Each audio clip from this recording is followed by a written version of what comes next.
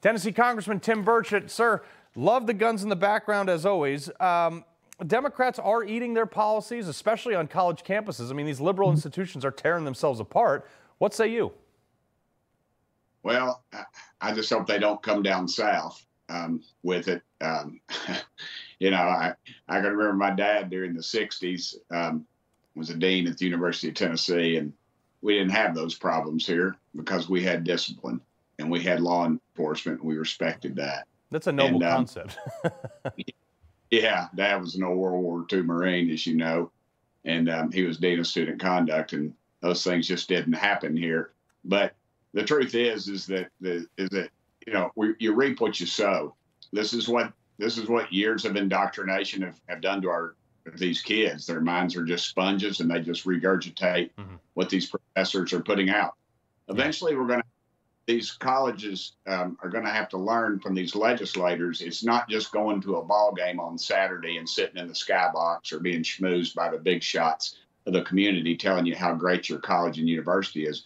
Eventually, the states are going to have to take back control of these state institutions and put some sort of litmus test on them, because the litmus test now is, are you far left? Are you a Democrat voter? Yeah, you can become an administrator at our college, or yeah, you can they say they celebrate diversity. Ask them how many registered Republicans are in their sociology department. Yeah, but that's the other thing. You have places like Yale, where some of this stuff is happening at Yale. We had a guest on our show once who had been stabbed with a flagpole in the eye. And you have more administrators than students, than undergrad students. But this is the problem. When you teach a bunch of basket weaving, lesbian dance theory, and philosophy, the only jobs you can get are teaching other fools who are willing to pay $250 grand a year the same lack of skills. Yeah, if you want to see a graduate level person, go to one of your airports and go into a Starbucks and ask and order your coffee.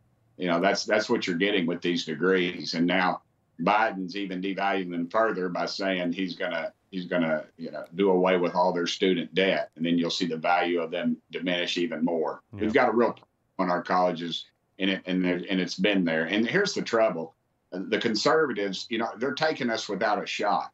And they've done this over a course of time. This is not just happening. This is a plan. This is a plan that's been in place for a long time, and now it's bearing some serious fruit. The thing we got to work out is when these little darlings graduate and get out in the job world and start influencing the world, then we're going to be in really big trouble, because the Marxists will be running the show. Well, I mean, you already have people like Ilham Omar, AOC, places like that.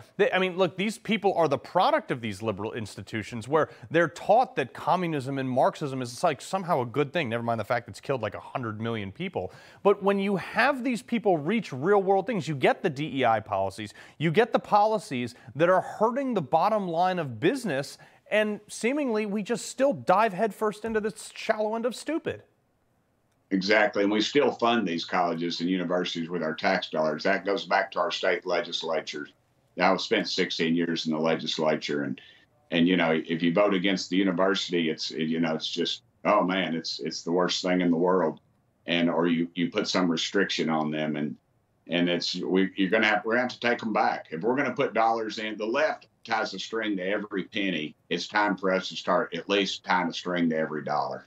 I mean, it seems fine, but then they just get hired for journalism in, New York City.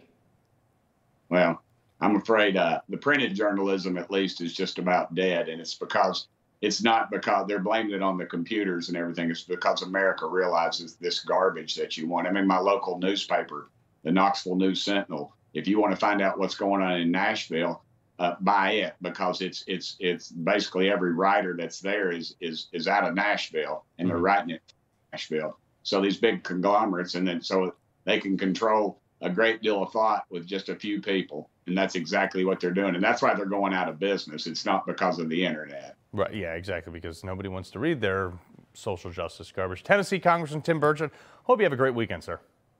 Thank you, brother. Always. Thanks, y'all, for putting out the truth, and please pray for our country. Certainly will.